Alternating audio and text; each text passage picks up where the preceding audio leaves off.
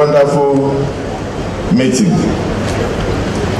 I had intended to speak, but when I came here and I listened to the speeches, I just felt that all I need to do is to adopt all speeches rendered here today. You know, many years ago, I think 2012 or thereabout, I was made Man of the Year in a silver belt, and I went to Lagos, and then something happened where I was sitting. They showed a film from BBC of a young boy with kwashiorkor, and they said this was from the Nigerian Civil War. I looked at the child, and suddenly I realized the child had my big head. I don't know how the organizers were able to find the way I looked during the Civil War. And they brought it and they showed it to me. I tapped my wife. I said, look at your husband. And she said, Tufiakwa. I said, no, that was me.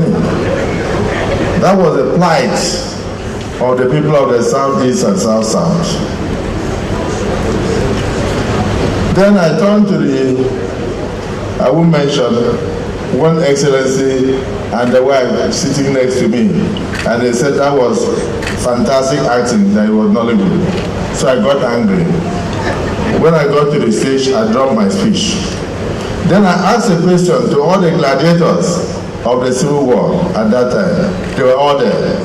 General Goran was there. General Tuwai Danjuma was there. General Obasanjo. Then our late brother, the Black Scorpion, was there. General Buhari, all of them were there. So I heard after the war we had the 3 R's. Rehabilitation, or let's say reconciliation, rehabilitation, and reconstruction. The other two, or the first one, maybe reconciliation, happened in Eastern region, that is South, South, Southeast. But reconstruction did not start from here. So we never had anything. The region remained isolate. And our people started protesting that when we came back from the war, there was no hospital, there was no money, all the bank accounts were seized. Properties are gone. The rest of Nigeria went to school. The rest of Nigeria received scholarships. The rest of Nigeria continued there to progress. What am I saying? Our youth kept agitating, and all the governments after government answered. The simple thing was that plans were in the pipeline to sort out the problems of Niger Delta. After decades of waiting, the youth decided to break the pipelines to bring out the plans. And so you heard about the Niger Delta imbroglio. President Yar'Adua came and settled the issue. And today, Niger Delta region is peaceful. I like to start from the speech by the president of Ijaw Youth Council, Jonathan Lepobri. He said he took a look at the demands of the current protesters, those wishing to protest, and there was nothing inside that talked about the Niger Delta region. The East-West Road was not there. Calabar into Odupani Road that nobody can pass was not there. The construction of the 13 kilometers between Ogoni all the way down to Calabar to end at Hawkins was not there. That was a contract given a long time before I even became a minister. Then you take a look, even Yerekwa, coming all the way to Port Harcourt was not there. From Efurum close to Warren, right down here, we have no road. The Niger Delta is bedecked by problems even on the waterways. We do not have transportation. We don't have enough jetties. We have not been able to address environmental decay and the disgust that you feel when you go and see what is happening from Ogoniland all the way down to other areas. Environmental degradation caused by oil exploitation and oil exploration. Nobody sees that outside Niger Delta as a problem. You are on a daily basis breathing air that is full of acid, polluted air. What happened in Bayelsa? With so much gas into the atmosphere, many people are suffering from cancer. Cancer of the throat till today. That was not part of the agenda of those proposing the protest. Ogoni cleanup was not part of this protest. So I was happy when I started seeing Niger Delta youth, Southeast youth, speaking out that in this particular protest, since you have gone as far as including change of government, our hands are not there. We will not go out and protest. The 9 states of Niger Delta region have resolved collectively that they will not be part of this so-called proposed anarchy that people call protest. If I'm speaking your mind, those in support say aye, and those again say nay. The aye is happy.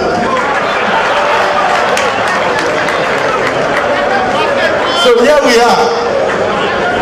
We will go about our normal businesses, but we should not take it for granted that some who live amongst us will not try to use the situation to foment trouble, to loot people's shops.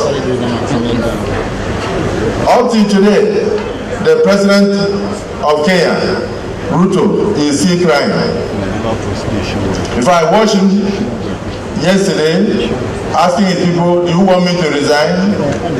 What do you want me to do to stop this anarchy? Nigerians are very ingenious. Sometimes we are copycats. Somebody has seen what happened in Kenya and wants to bring the same here. Even when there was a levy that was imposed by the National Assembly recently, a man who feels the pains of Nigerians have killed us. Nigeria was living on life support before this administration came. And for Niger Delta people, particularly the South military position, that was led Senate President Joe Wires. 45 years after, now your son has been considered as Senate President. Is this a time for strike? No. Is this a time for protest? No. We are now on the table. So I can answer somebody who spoke here about the Calabar, Lagos or Lagos-Calabar coastal road. I made a plea in Lagos at the launching that it should also be started in the south-south so that we can join up in the middle, and the president approved that. You were there. So it's commencing from south-south. This September, I will be there to join the president to flag off the construction of the coastal road from south-south. That will now go and join up. The president is doing a lot.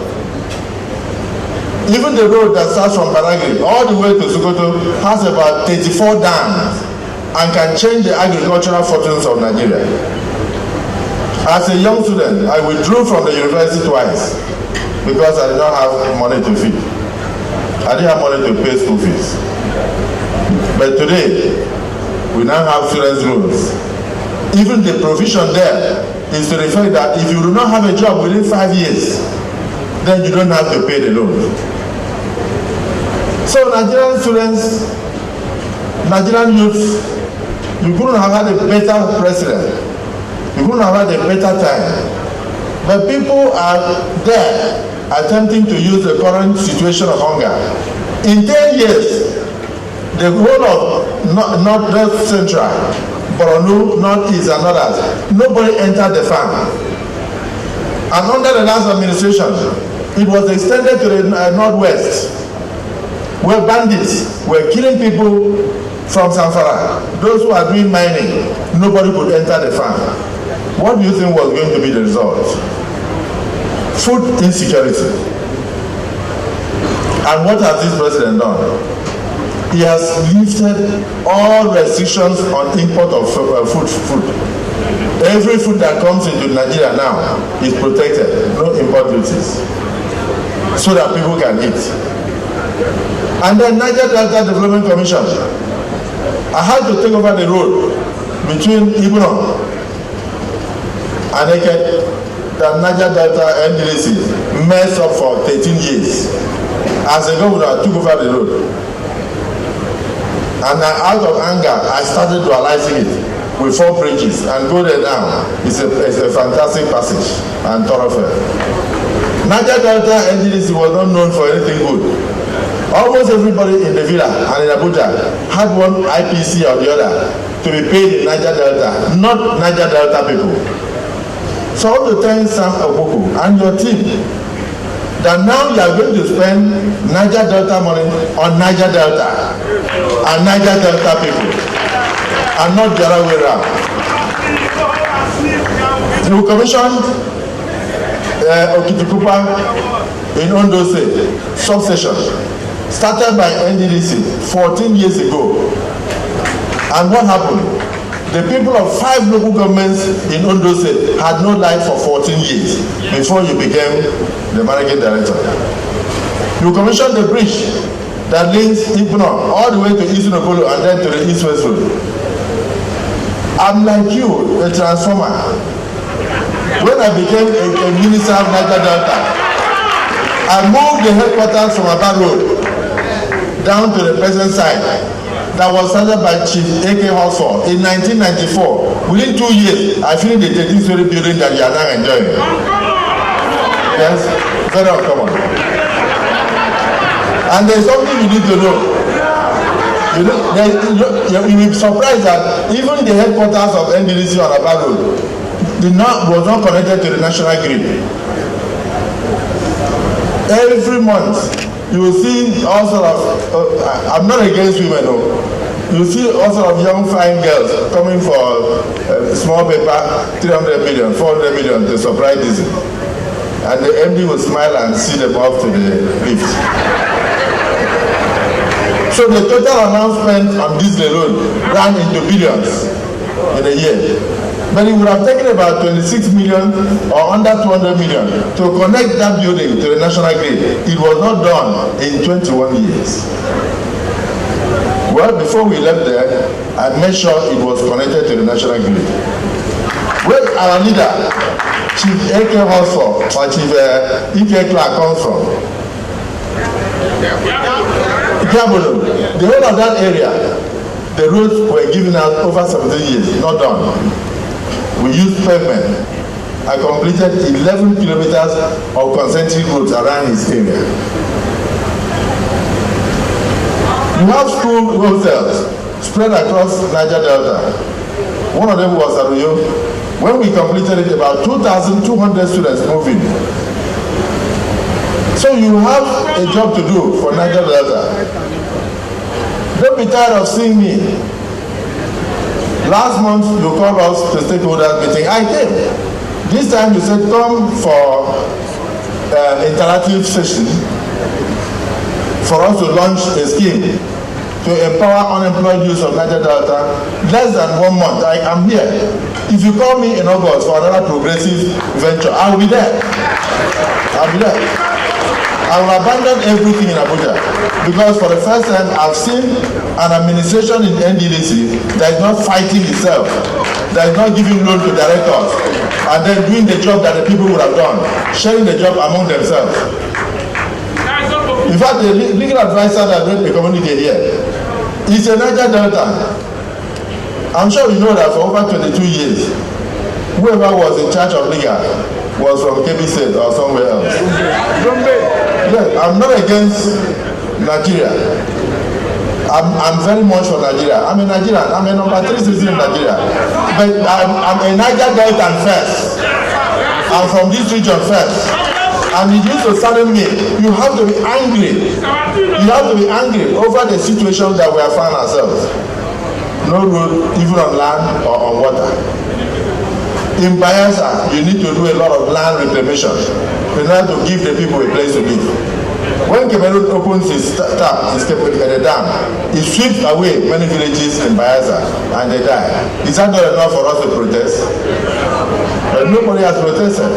Even if you protest, nobody will join you.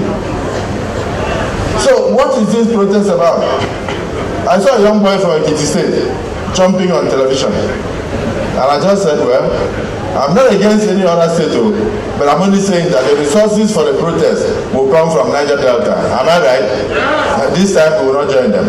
We will protect our resources. It will take over a decade to repair the damage done in Kenya.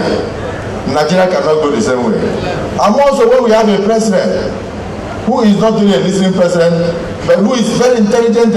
In fact, when he was governor of Lagos State, he had less than 600 million a month as internally generated revenue. The policies he put in place today, Lagos gets over 60 billion a month as internally generated revenue. Give him a chance. Be patient. And some people said, how long? I said, even if you have to take as long as it took you to make Nigeria to get to this point. So my people in Niger Delta region, mine is to thank you for the speeches I heard here. I want to thank my sister, Angel Brace. I want to say happy birthday to you. I think yesterday was your birthday. You can see that happy birthday. You can see I'm still following up. That means we are still working together. So, my dear MD, we are setting up today what we call CIC. That is Community Implementation Committee, to look at all the things that the stakeholders decided upon. The CIC will amplify our voices and our concerns and will address most of the issues of the region and will take the communique to the president. The Niger Delta youth are torchbearers of the future and they hold immense potential. In recognition of the efforts and the peaceful nature of our youth, the NDDC has devised a youth internship scheme with the provision of a monthly stipend of 50,000 naira per youth that does not have a job. And he said it is starting immediately. And we are starting with about 10,000 youths. I must say, the management of NDDC, this is a stroke of a genius. It is an investment in the right direction. A dream come true for our people. We will support you through nothing but budgeting. By the way, I'm not supposed to say it here. NDDC was not getting its fair share from the federal government. I hope you know that. But of course, you know, under me, as the Senate President, we have gone to 1 or 2 places, and your fair share shall be given to you. In fact, they told me that I should not come back to Abuja without a letter of demand from you. Whatever the federal government was owing us, they will give all to you. It's not only a function of saying, of course, the budget of NDDC never got to 900 billion, but today the budget is 1.9 trillion. What does that mean? It means this is not the time to protest. This is the time for you to see the dividends of democracy. The president has also done something great. He has looked at the plight of other regions ravaged by insecurity. So the National Assembly has passed the Northwest Development Commission. He has signed that into an act of parliament. So we now have a Northwest Development Commission. We now have also something that should have been done after the Civil War. We now have a Southeast Development Commission. We did it in the National Assembly, and the president immediately signed and said, yes, that region requires serious attention. So I met one of the governors, and he told me categorically that there will be no single protest in the whole of Southeast. So even the states of Southeast that are part of Niger Delta, Abia, Imo, have all resolved that there will be no protest in their domains. And the other parts, the Enugu and others, have also resolved that for even that gesture of recognizing the need to turn the Southeast into a special development area, that they will not protest. They will not protest. This is not the time for protest. So actions are being taken by the government to do everything possible to meet the needs of the people, because we recognize the difficult times. So as the Senate President, I want to appeal to all Nigerian youths to give this administration an opportunity for most of the policies to mature. And even the one that should have pleaded with you, when somebody said, if you impregnate a child, and the child will not deliver the same day, but I believe you, the deputy speaker said so, but if you impregnate a woman, that a woman will not deliver the same day, but I know that she will be pregnant the same day if you impregnate her. Is somebody listening to me? But it will take her about 9 months for the child to come. So the whispers of our nation is already receiving attention. The economic challenges are known by the president, because all of us feel the impact of what is happening now. But we are aware that it will be for a short while. The specific issues faced by the Niger Delta must be contained in that communique, because we are going to make it available to Mr. President. The ones that need legislation will come to us. The ones that need intervention will go to NDDC. The ones that need more money will go to the President and Commander-in-Chief of the Armed Forces of the Federal Republic of Nigeria. And I assure you that those issues will be addressed. MD, I want to thank you for what you said. You said, we are not interested in regime change. Let us own this government. Those who want to protest can protest, but let us be there eating. Am I right? I must thank Niger Delta. So, in conclusion, we acknowledge the fact that the impact of oil and gas activities in our region has done immeasurable damage to our people. It reshaped our life, it reshaped our economy, it reshaped our environment. So we must expedite action to address those concomitant socio-economic issues that have arisen as a consequence. Be rest assured that the Tinubu administration will release the necessary funds for critical projects in the Niger Delta region, and will ensure that the needs of our people and our dreams are realized. Let me take a moment again to the youth internship scheme.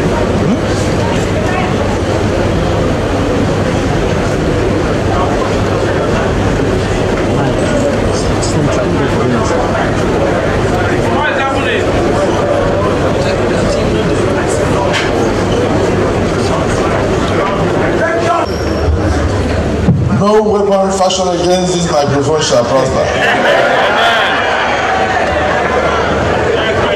You see, the protesters have already started, because they know Niger Delta has pulled out, so they have already started protesting.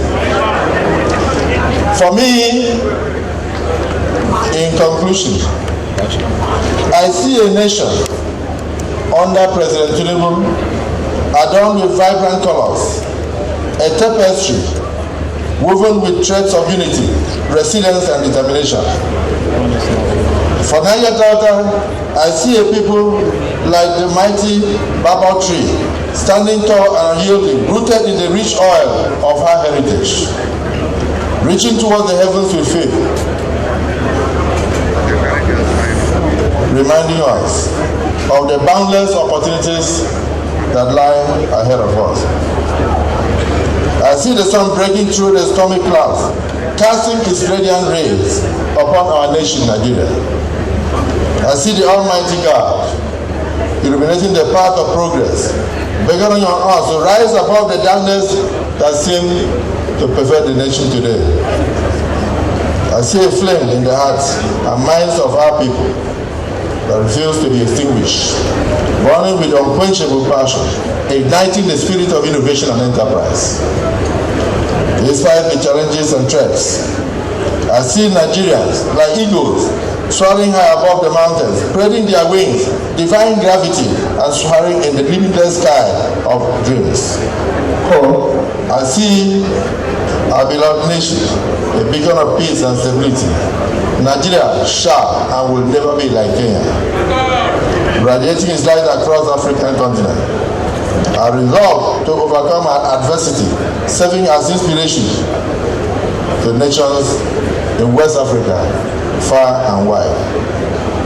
So in the face of today's despair, the Niger Delta Development Commission has provided succor to the first set of 10,000 children with a sum of 50,000 naira per month in order to cushion the effect of the hardship.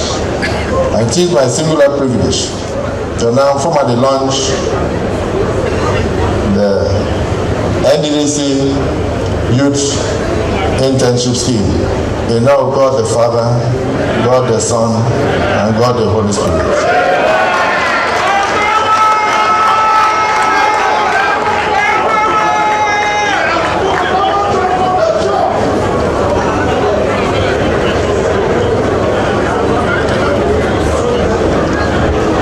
So we can see